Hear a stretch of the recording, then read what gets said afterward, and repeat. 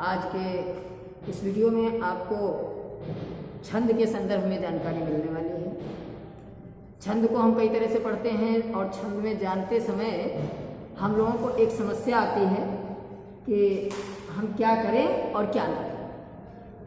कैसे हम जानेंगे कि ये छंद है और कैसे हम नहीं जान पाएंगे। ये जो समस्या है, ये समस्या आज दूर होने वाली है आपकी कि इसमें क्या समस्या आती है।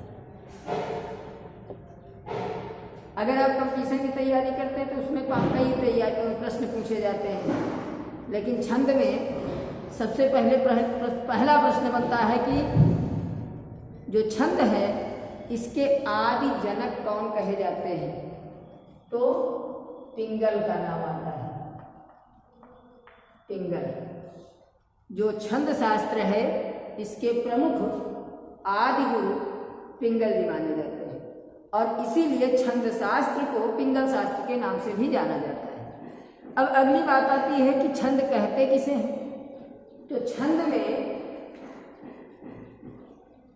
6 अंग होते हैं और वो 6 अंग कौन कौन से हैं उन पर भी हम लोग अध्ययन फटाफट कर लेंगे।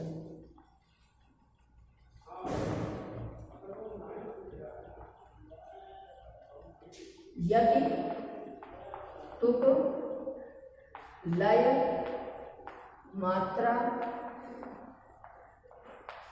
गण और चरण।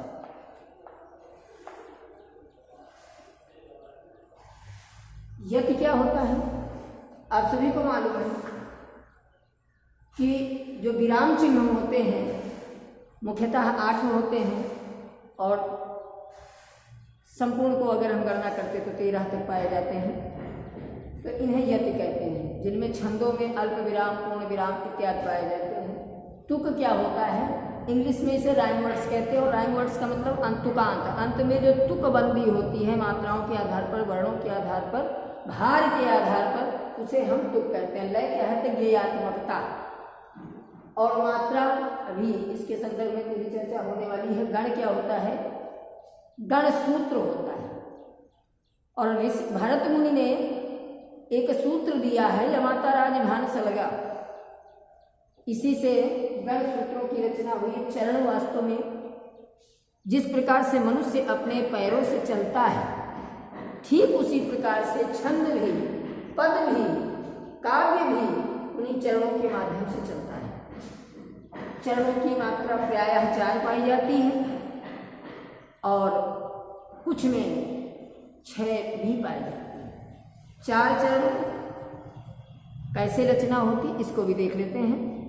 तो सबसे पहले हम लोग बात करेंगे कि जो छंद होते हैं इसमें क्या क्या होता है। अभी सब कुछ जान चुके हो कि अक्षरों की गणना की जाए या मात्राओं की गणना की जाए तो उसे हम क्या बोलते हैं, बोलेंगे छंद। तो आपके यहाँ पर 2 प्रश्न कंप्लीट हो जाते हैं। पहला प्रश्न बनता है कि छंद के कितने अंग होते हैं। तो आप बताएंगे 6 अंग होते हैं और छंद के प्रमुख आदि कौन है, आदि गुरु कौन है, आदि रचनाकार कौन है। तो उनके नाम में आपको बताना रहेगा कि आचार्य पिंगल है।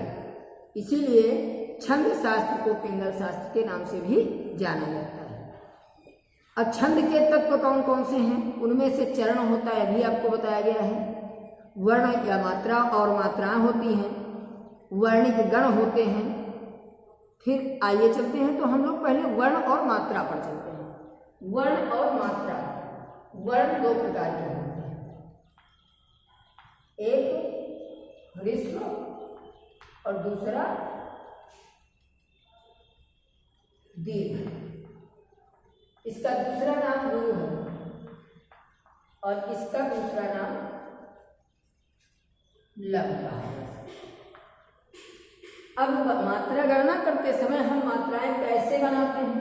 लघु के लिए जहां पर प्राण, वायु, जिन वर्णों के उच्चारण में हमें अल्प प्राण की आवश्यकता होती है वहां पर एक खड़ी रेखा खींच दी जाती है, जिसका मतलब 1 मात्रा होता है। और दीर्घ में जहां पर 2 प्राण यानी ह्रस्व के उच्चारण का 2 गुना समय लगता है वहाँ पर गुरु, जिसको हम इस आकृति में लिखते हैं, तो इसका मतलब 2 मात्रा होता है। आगे क्रम में चलते हैं कि हम कहाँ पर ह्रस्व लगाएंगे और कहाँ पर दीर्घ लगाएंगे, उसके कुछ रूल्स हैं।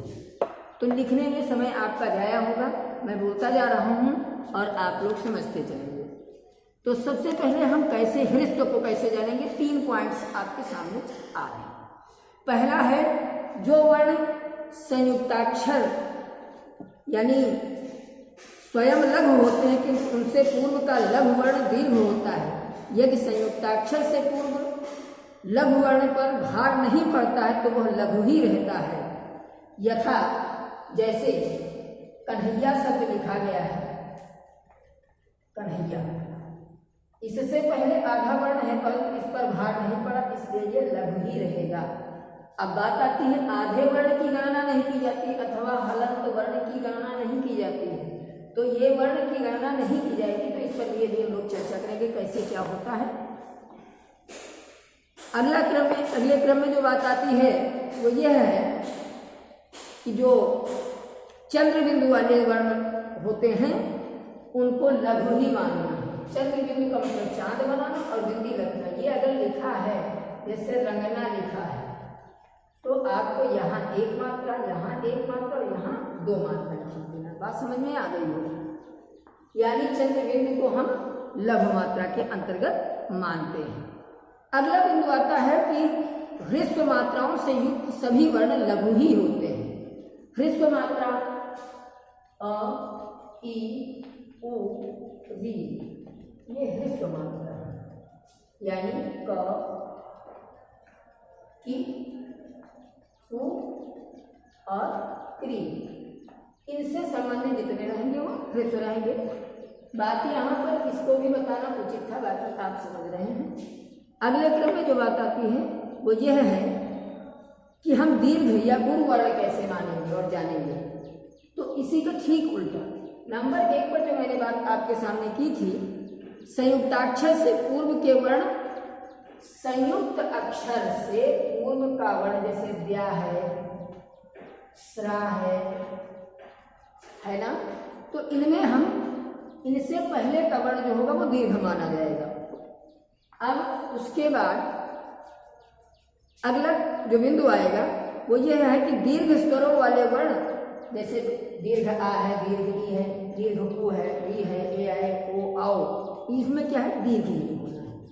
अब अगले क्रम में आता है विसर्ग वाले वर्ण दीर्घ होते हैं। विसर्ग वाले वर्ण जैसे प्रातः लिखा है, प्रातः, तो ये दीर्घ माना जाएगा, ये भी दीर्घ माना जाएगा। इसमें दीर्घ आ है, ये भी स्पष्ट हो गई बात। अगले क्रम में आती है बात कि अनुस्वार जैसे दंड। अब ये अनुस्वार लगा है तो दीर्घ होगा और अगर चंद्र बिंदु लग जाए तो ह्रस्व होगा, इसलिए दीर्घ की मात्रा का इसमें भी निस्तारण हो गया। इसके बाद जो अगला जो दीर्घ वर्ण मात्राओं वाले वर्ण होते हैं उनमें जैसे कान है, कैसे है, शोर इत्यादि हैं, तो हलंत वर्ण की बात अब हम यहाँ पर कर लेना उचित समझेंगे।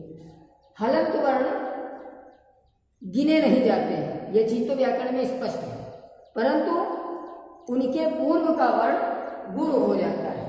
जैसे नमन,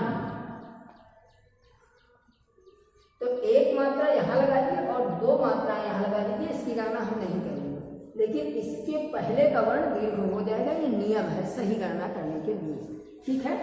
ये तो हो गई बात मात्रा गणना करने की। अब इस मात्रा गणना करने में अब हम इसके ठीक बाद हम लोग वर्णिक गण की बात करेंगे, ठीक है। ठीक इसके बाद का वीडियो आपके सामने आ रहा है, समय लंबा हो रहा है इसलिए। धन्यवाद।